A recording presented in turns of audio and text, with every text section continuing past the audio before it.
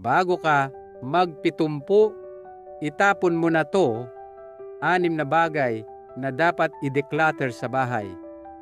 Napansin mo ba na minsan puno ng gamit ang bahay, pero kung tutuusin, halos hindi mo naman nagagamit?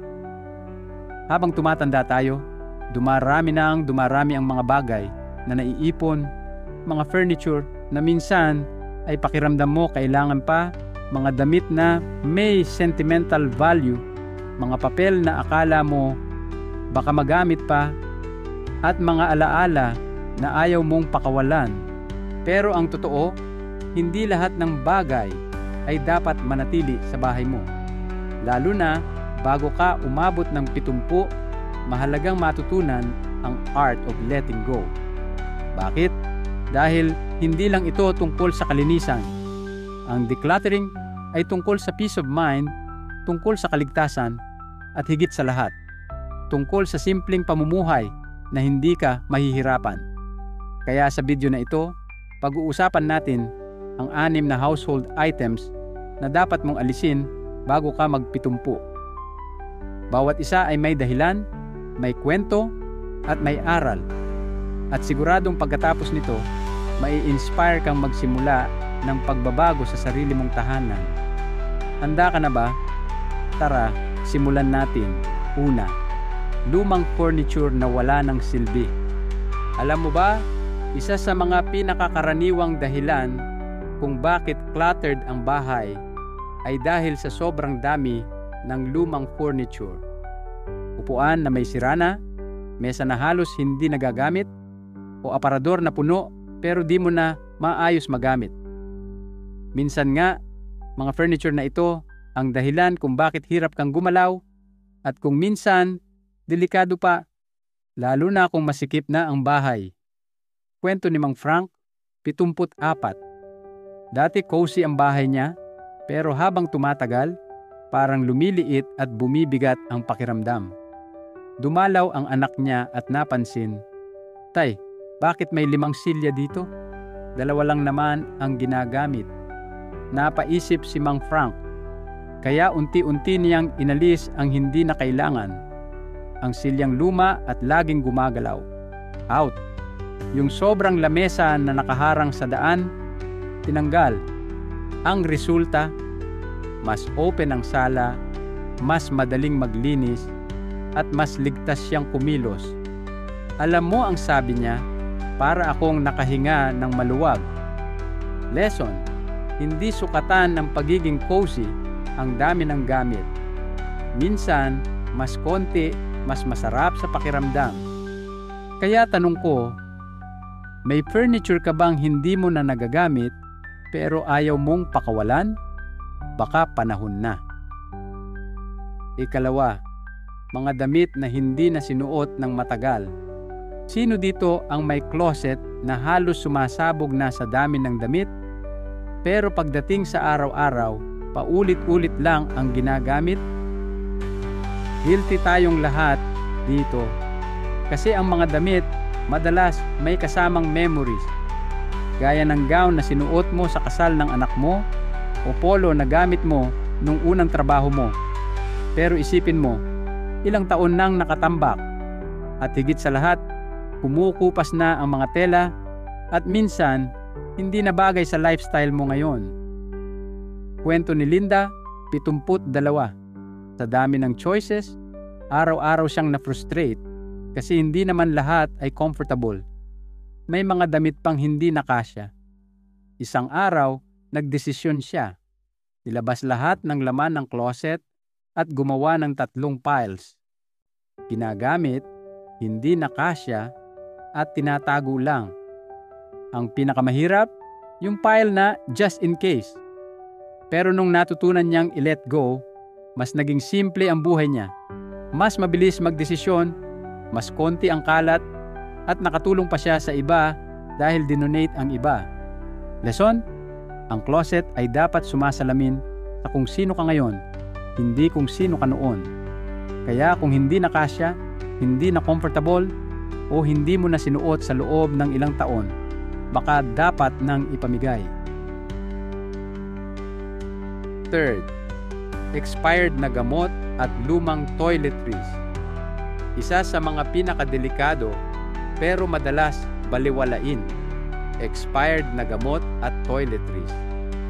Bakit nga ba natin tinatabi ang mga yan? Dahil baka magamit pa o baka sayang? Pero ang hindi natin napapansin, pwedeng magdulot ng peligro. Kwento ni Mang Robert, 75. Akala niya maayos ang medicine cabinet niya. Pero nang naghanap siya ng band-aid, nakita niya puro expired na gamot, lotion na halos bato na, at skincare product na hindi niya nagamit. Ang totoo, ang expired na gamot, wala ng bisa at delikado pa. Yung toiletries naman, gaya ng lotion, sunscreen, at perfume, may shelf life din. Kung hindi na mabango o malagkit na ang texture, baka dapat nang itapon. Lesson, kaligtasan ang usapan dito. Hindi lang ito tungkol sa kalinisan, kundi tungkol sa pagiging ligtas at practical. Kaya kung hindi mo na nagamit sa loob ng mahigit 1 taon, let it go. Simple tip, once a year, i-check ang medicine cabinet para sigurado ka na lahat ng nasa loob ay useful at safe. 4. Tambak na papeles at dokumento. Siguro isa ito sa pinaka-stressful na clutter. Papel, bills, resibo, lumang contracts, manuals ng appliances na wala na sa bahay. Lahat yan iniipon kasi baka sakaling magamit. Pero ang ending, tambak. Si Aling Barbara, 73, may filing cabinet ng papers mula pa dekada 80s. Nung isang beses kailangan niya ang insurance document, halos mabaliw siya sa paghahalukay. Doon niya na-realize, dapat lang ang importante ang tinatago. Kaya nagbawas siya. Tinira lang ang mga essential, legal, medical, financial. Yung iba, recycle at shred. At ang ginhawa ng pakiramdam niya nang mahanap agad ang kailangan. Lesson, kung hindi na relevant, tanggalin na. At sa panahon ngayon, karamihan ng records digital na, kaya mas madali. Question para sa iyo. Kapag naghahanap ka ba ng isang dokumento, ilang minuto bago mo makita? Kung mahigit 10 minuto, baka oras na para mag-declutter. 5. Mga gamit sa kusina na hindi na nagagamit. Sa lahat ng parte ng bahay, kusina ang kadalasang pinaka-cluttered. Bakit? Kasi madalas tayong bumibili ng gamit just in case.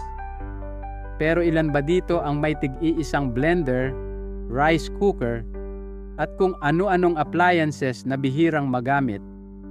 Minsan nga, doble-doble pa.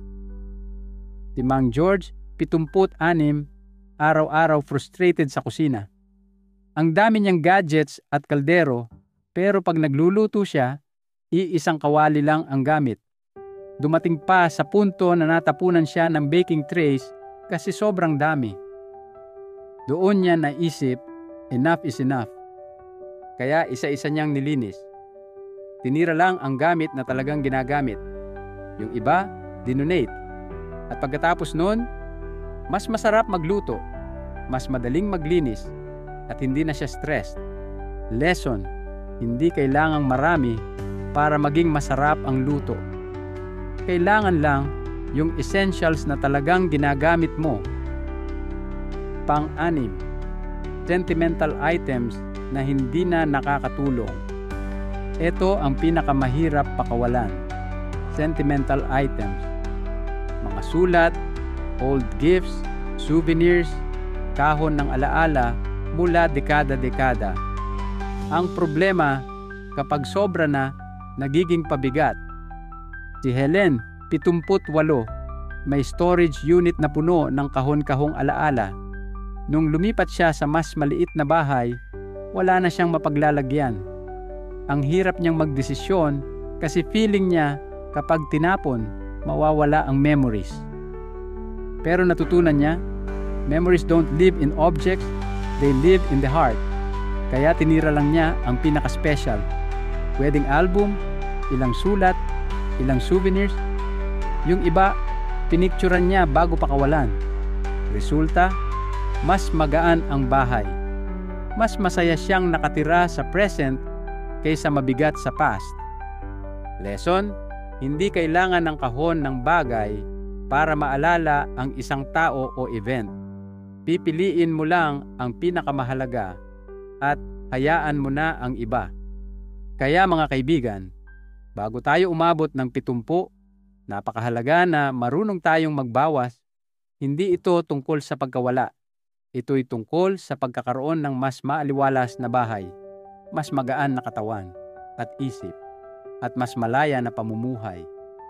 Isipin mo, bawat gamit na tinatanggal mo ay dagdag na space, dagdag na peace of mind, at dagdag na kalayaan para sa mas mahalagang bagay, pamilya, kalusugan, at kasiyahan. Kaya tanong ko sa iyo, sa 6 na ito, alin ang pinaka-guilty ka? Furniture ba? Damit? Gamot? Papeles?